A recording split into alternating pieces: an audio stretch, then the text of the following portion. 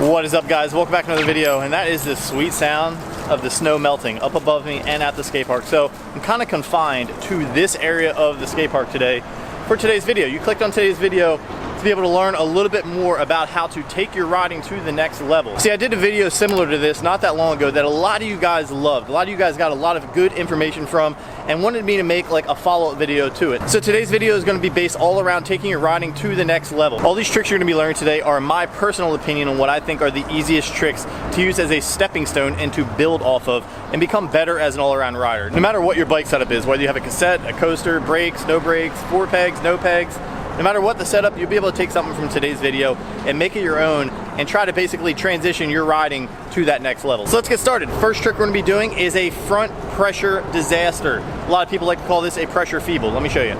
Now, not every skate park is going to have an obstacle like this where it's kind of a really mellow transition, but this is where we're going to start, and then we're going to take it to a quarter pipe. Just in case you guys do have this type of an obstacle, this would be best for your learning. So the first one we're going to do is with the brake and a cassette. So you want to go up with a controlled speed, let your front wheel roll over, squeeze the brake, rotate out of it. All right, this would be no brake. Roll your front wheel over, pressure your crank, and rotate around. So between the two, when you're using a cassette with the brake and without the brake, the only difference is I'm using the brake to stop and make sure that I'm secure on the edge of the transition to be able to balance myself to pop that 180 in. Of course, you want to know how to 180 before you even attempt this trick. Now, with just a cassette, instead of using the brake, you're going to roll up just enough, and as you start to slow up at the top of the transition, as you can see here, I try to pedal just slightly enough forward to use my pedal pressure to stop me on the edge, the crease of that transition, so that when I stop up there, I can balance and pivot the rotation around, be able to land smoothly. One of the coolest things about this trick is the fact that it is endless. So you can do so many different combinations. One of my favorite ones is if you become really comfortable with doing that same up roll-up method I just taught you there, you can go up opposite and do a 270 in. Let me show you.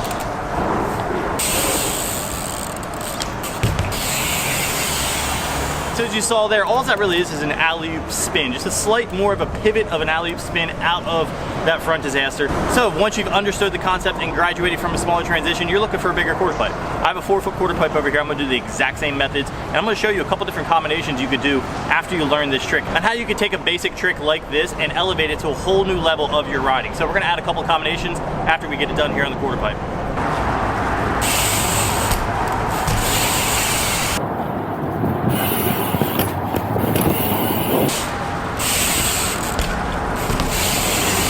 Now with this trick, it is going to be pretty intimidating to do on a bigger quarter pipe, but please don't get discouraged if you end up falling. It is a part of the process. And falling is a type of an art as well. So there is a method of learning how to fall. So don't get discouraged, like I said, if you fall, pick yourself back up and keep trying.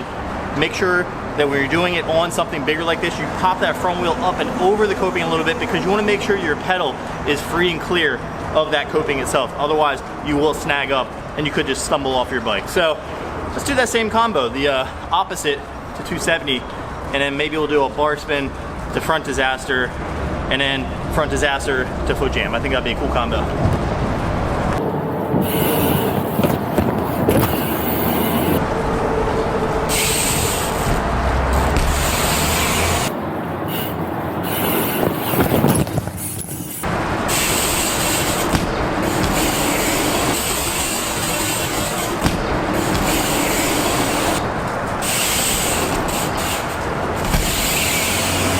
So those are just a couple of my favorite combos to be able to do in the front disaster. That last one with the foot jam, I definitely need some air pressure because of the cold weather kind of just changing between putting my bike in the house and out here.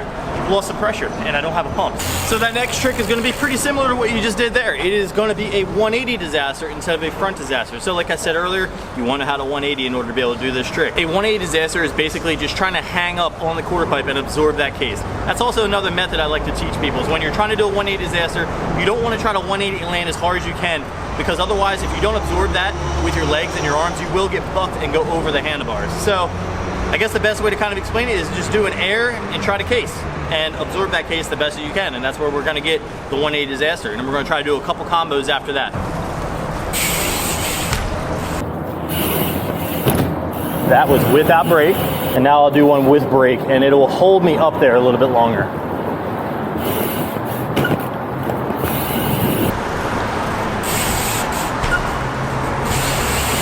So I recommend that you do a bunch of airs before you do this. Just try to go up to about halfway up the transition, 180, maybe possibly get your back wheel as close as you can to that coping. And a little bit more speed each time, and knowing how to absorb that case with your legs and your arms will make it to where you don't get bucked off the bike. So then the next one you want to go up, and you just get that back wheel just above it, and that's still considered a disaster. And then finally, when you use the full speed and you commit to it, your bike is on there, and you also want to try to find a quarter pipe where you're going to have clearance like that. I have a 28 tooth sprocket. I am clear by about 3 inches across that coping. That way I could just ride down the transition with no problem. So one of my favorite combos to do would be a 180 bar spin disaster.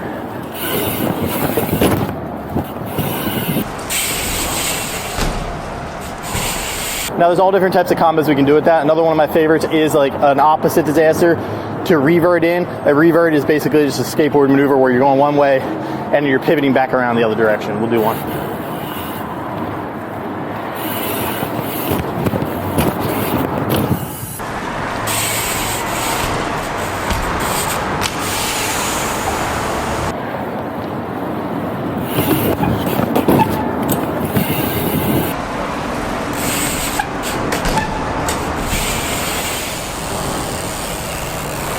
Now you can do all types of combos. It's basically just airing out and casing. So you just gotta be really good at just absorbing your case and knowing your body and how to absorb impact in general.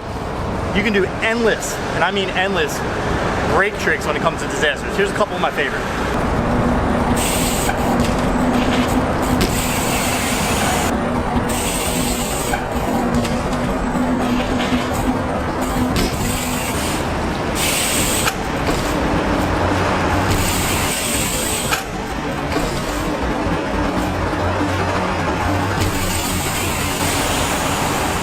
Now those are just some of my favorite tricks to do in the disaster.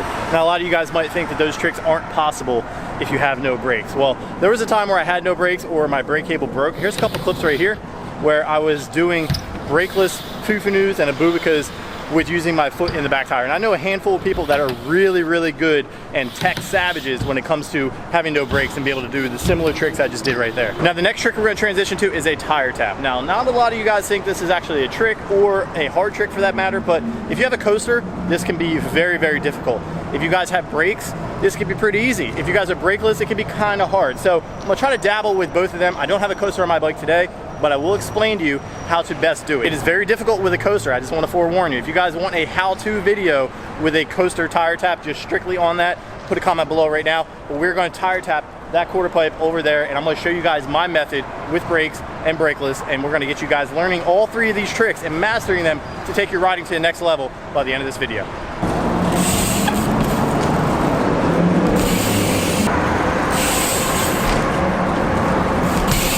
So as I was trying to explain earlier with the tire tap, you can always try a more mellow transition if that's what you feel comfortable on. It will be harder because you will have to pop more, which I mean just pull up and back more to be able to keep yourself closer on the deck, so it's a lot easier for you to go in the transition. Now with a quarter pipe like that with coping, and it's got a little bit steeper of a transition, it's going to be easier for you to stay in one place. So I usually go at it with controlled speed, as you see here.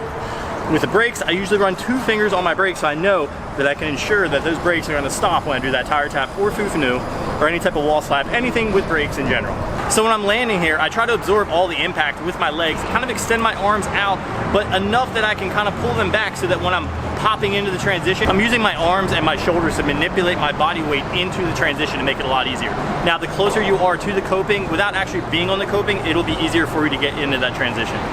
When it comes to brakeless, the exact same method you go up, controlled speed, slight difference. I usually do a slight alley-oop. An alley-oop is where you're kind of pulling in a slight spin to get your body weight to travel backwards just ever so slightly to the deck. And when that happens, it allows you to be able to use your body weight and position yourself so that when you're using your pedal pressure, and when you allow yourself to do that and position your body weight perfectly, your pedal pressure will keep you in place. That way you're not traveling forward or traveling back. That slight alley-oop will really help you in that. And then you'll be able to look and zero in to the transition and be able to hop in. The exact same thing. From there, I usually use my head and my shoulders to kind of pivot my body weight to hop into the transition.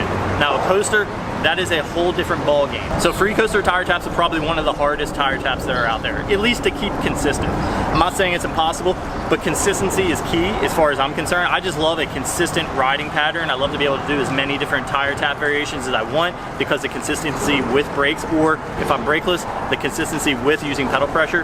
Now when you have a coaster, you can do enough of an alley-oop that you do catch pedal pressure. I do see people do that, but there are other people that are just so good with the coaster and keeping their balance. They just have that balance all the way down and just pinpointed perfectly on their frame. That is really, really difficult. Now, like I said earlier, I do have a coaster at my house, and if enough of you guys comment that you guys want me to do a how to tire tap with a coaster with no brakes, we'll get it done. So guys, those are my 3 favorite tricks that I think will take your riding to the next level. In my opinion, the 3 easiest tricks to be able to transition your riding to that next level, like I was saying. So many different options with the front disaster you guys learned on this small transition, took it to the bigger transition, so many different options for the 180 disasters, as well as the tire taps. I know I didn't show you guys a lot of different variations with the tire taps, but if you know my riding style, you know that I absolutely love tire tap variations. So with that being said, let me know your favorite part about this video and what you guys are able to take from this. If you guys found this video very informative, please feel free to smash that like button, share it with some friends. I want to be able to get this video as far and wide as possible in order to help other riders all across the world. And with that being said, if you guys have any suggestions for future videos, put them in the comments below. If you guys like this video, drop a like. If you love it, hit the subscribe button, and I'll catch you in the next one.